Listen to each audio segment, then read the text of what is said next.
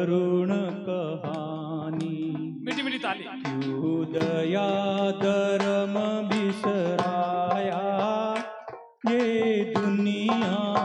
कुर्सी आगे लेके आ जाओ, कुर्सी आगे लेके आ जाओ, ये दुनिया कुर्सी आगे ले, कुर्सी आगे। मैं सबको दूध पिलाती, धन्यवाद। मैं गौ माता कहलाती, मैं सबको दूध पिलाती, मैं गौ माता कहलाती। क्या है अपराध हमारा, क्या है अपराध हमारा, जो काटे आज फसाई। एक प्राण की दे दो, मैं द्वार तुम्हारे आई। मैं तो जग की माता, मत करो आज मनमानी, मत करो आज मनमानी। हे माँ, हे माँ, गौ माँ, गौ माँ। बोलिए गौ माता की। सबको हनुमान जी महाराज की मुष्टि मुद्रिका हाथ में उठानी है, सबको ऊपर हाथ करने हैं। बोलिए श्री हनुमान जी महाराज की, बोलिए गौ माता की, सियावर रामचंद्र भगवान की।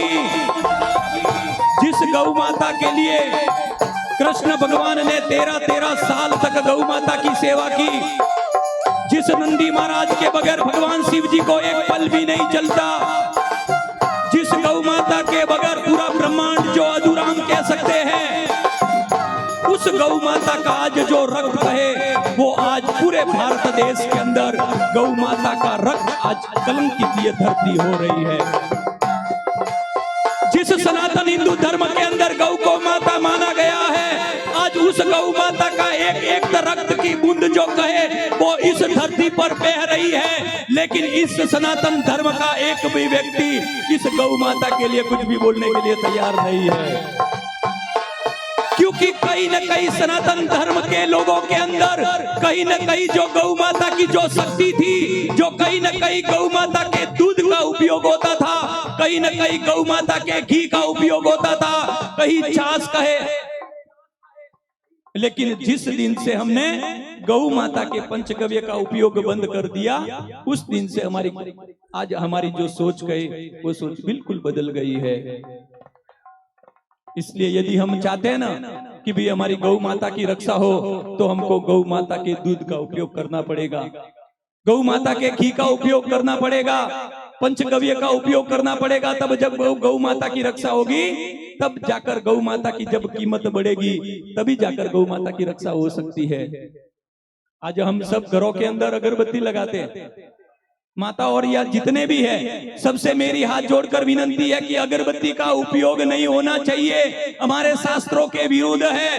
यदि आप चाहते कि गौ की रक्षा होनी चाहिए, और एक मंदिर के अंदर यदि आप चाहते कि गौ माता का जो धूप है उस धूप का उपयोग करे, तो आज गौ माता बच सकती है। आज हजारों लाखों की तादाद के अंदर हमारे भारत देश के अंदर मंदिर है, हर एक मंदिर के अंदर गौ माता के धूप का उपयोग हो तो गौ माता की रक्षा हो सकती है। क्योंकि हमारे शमशान भूमि में जाते हैं ना, क्योंकि जो अगरबत्ती कहे वो बांस की बनती है, इसलिए बांस शमशान भूमि में जाते वहां भी नहीं जलाते, उसको साइड में रख दिया जाता है। और हम घर के अंदर भगवान शिव जी को याद कर रहे, कृष्ण भगवान को याद कर रहे, गौ माता को याद कर रहे, और उस अगरबत्ती को हम घर के अंदर जला रहे हैं, वो हमारे शास्त्रों के विरुद्ध है। इसलिए घर को पवित्र करना है तो गौ माता का जो गोबर का जो उपला कहे, कंडा कहे, उससे घर को हम पवित्र कर सकते हैं। बोलिए गौ माता की। क्योंकि गौ माता का नारा लगाने से गौ की रक्षा नहीं हो सकती। गौ की रक्षा जब होगी जब हम गौ माता की कीमत बढ़ाएंगे। पूरे भारत देश के अंदर यदि गौ की रक्षा होनी है तो गौ की हमें कीमत बढ़ानी पड़ेगी। क्योंकि आज हमने क्या किया है, गौ माता और जो हम बड़ूरा कहते हैं मारवाड़ के अंदर, उस भड़ूरा के साथ में गौ माता को भोजन करने के लिए हमने मजबूर कर दिया। विचार करो, जो देवताओं की माता है, आज वो माता इस प्रकार से दर दर गंदी चीज खाने को तैयार हो गई है। कहीं ना कहीं हमारी कमजोरी है। इसलिए गौ माता जब बचेगी, हम गौ माता का नारा तो लगाएंगे और भैंस का घी का उपयोग करेंगे तो गौ नहीं बचेगी। हम गौ माता का नारा तो लगाएंगे और भैंस का दूध पिएंगे तो गौ की रक्षा नहीं होगी। यदि हम सच्चे दिल से चाहते हैं कि हमारी गौ माता की रक्षा हो, तो गौ माता पर इतना एहसान कर दो, आप घर के अंदर गौ के गोबर के उपले को जलाना चालू कर दो, क्योंकि पूरे घर के अंदर ऑक्सीजन का प्रवाह बहना चालू हो जाएगा। घर के अंदर गौ माता के घी का दिया करेंगे, 1 चम्मच घी से 1 टन ऑक्सीजन आपके घर के अंदर आएगा, आपका घर पूरा पवित्र हो जाएगा। और एक बात ध्यान रखना, जिस समय ये पूरा ब्रह्मांड बनाना, ब्रह्मा जी ने कहा कि एक सूर्य आकाश के अंदर है, एक सूर्य धरती पर है। इस धरती का जो सूर्य है वो गौ माता के रूप में है, क्योंकि इस ब्रह्मांड का जो सूर्य की तरंगे डायरेक्ट गौ माता के सिंह के अंदर जुड़ती है। सिंह के द्वारा जो गौ माता के पीछे जो कुंड होता है उसके अंदर कुंड के द्वारा जुड़ती है, और ब्रह्मांड सूर्य का डायरेक्ट कनेक्शन गौ माता के सिंह के द्वारा कुंड के अंदर जुड़ता है। और गौ माता के शरीर के अंदर 24 घंटे जो ऑक्सीजन कहे वो ऑक्सीजन गौ माता देती है। इसलिए यदि आप चाहते हैं ना, कोई व्यक्ति कितना भी दुखी है, फांसी खाने का समय है और बुरा से बुरा यदि समय है, यदि वो 10 मिनट भी यदि गौ माता के पास में जाकर बैठ जाएगा तो उसके शरीर के अंदर जो सात्विक जो विचार कहे वो विचार आने चालू हो जाएंगे। बोलिए गौ माता की। हम कहते हैं ना कि जिस जगह पर गौ माता है वो तीर्थ हो जाती है, क्योंकि हमारे यहाँ है ना, ब्रह्मा जी ने देवताओं को वरदान दे दिया, जब पूरा करना मुझे बोल देना है, मैं पूरा कर दूंगा आपका। बोले गौ माता की।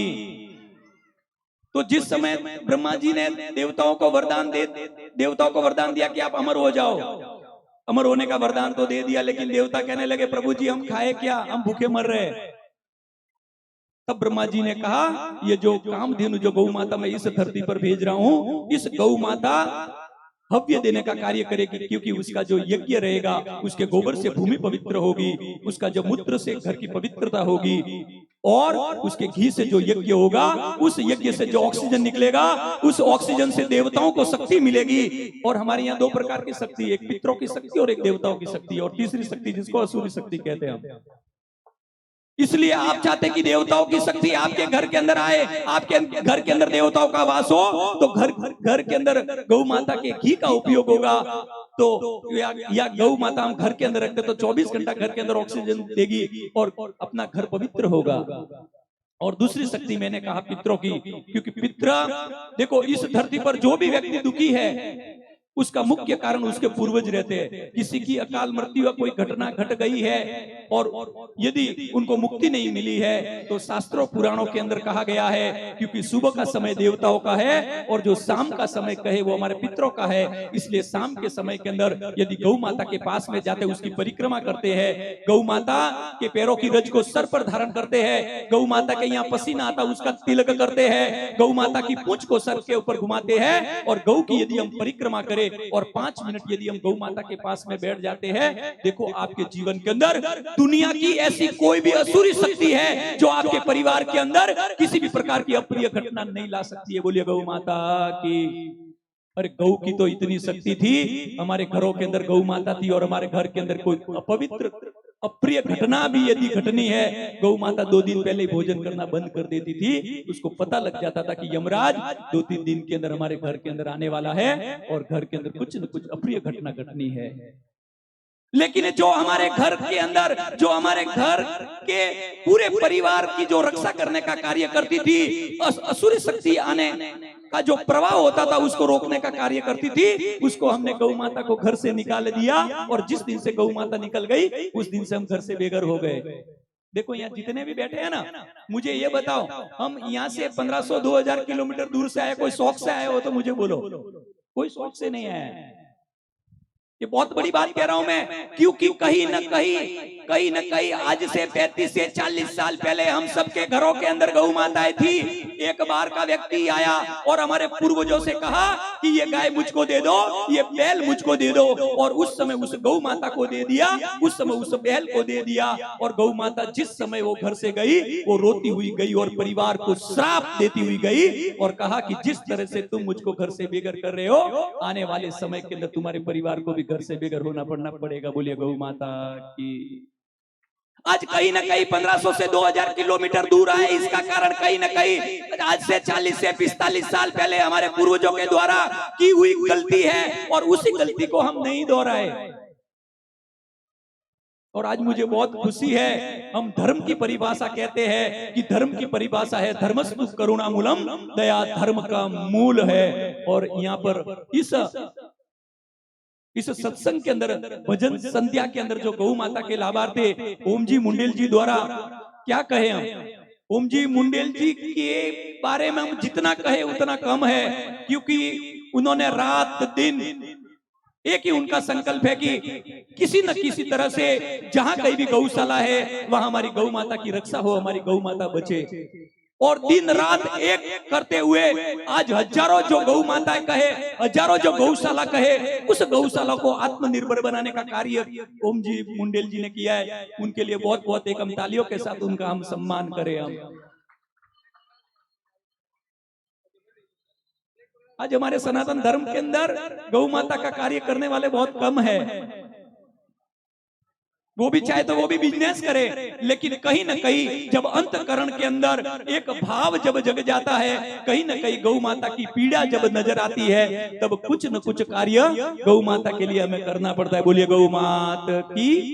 मैं ज्यादा समय नहीं लूंगा आप लोगों का, मुझे इतना ही कहना है इस पूरे सत्संग के अंदर। और जिस तरह से आज भामाशाह लोगों ने इस गौशाला के लिए जो दृढ़ संकल्प के साथ इन्होंने लक्ष्मी जी जो गौ माता के लिए न्योछावर की है, मैं बहुत बहुत यहाँ जो भी भामाशाह है उनको भी मैं बहुत बहुत साधुवाद देता हूँ। इसी तरह से देखो, जो भी व्यक्ति धर्म के कार्य के अंदर जो भामाशाह बनता है, गौ माता कहीं न कहीं किसी न किसी रूप में। और एक बात ध्यान रखना, आपने यदि गौ माता के लिए एक कण भी दिया है, अरे वो तो पूरा ब्रह्मांड को जानने वाली गौ माता है। यदि आपने गौ माता को एक रोटी खिलाई है, वो गौ माता कभी भी अपने ऊपर कर्ज नहीं रखती है। जीवन के अंदर ध्यान रखना, जो पूरे ब्रह्मांड को चलाती है, आप उसको एक रोटी खिलाते हैं तो वो कभी भी अपने ऊपर कर्ज नहीं रखती, वो किसी न किसी रूप में आपको 10 गुना देकर जाती है। बोले गौ माता की। इसलिए माता और यहाँ जितने भी 36 कौम के जो भी गौ भक्त पधारे, सबको बहुत बहुत साधुवाद है। और इसी तरह से गौ माता की सेवा के अंदर आप जुड़े रहे और इस धर्म रूपी कार्य को हम करते रहे। और यदि हम धर्म रूपी कार्य करेंगे तो आने वाले हमारी पीढ़ी का हम कुल कल्याण करेंगे। ये जीवन के अंदर ध्यान रखना, हम गौ माता का कुछ कल्याण नहीं कर सकते। यदि हम गौ की शरण लेते हैं तो गौ माता हमारे आने वाली जो हमारी जो 7 पीढ़ी है, उस पीढ़ी का कल्याण गौ माता कर देती है। बोलिए गौ माता की। बस इतना कह के मेरी वाणी को यही विराम देता हूँ। जय गौ माता, जय गोपाल।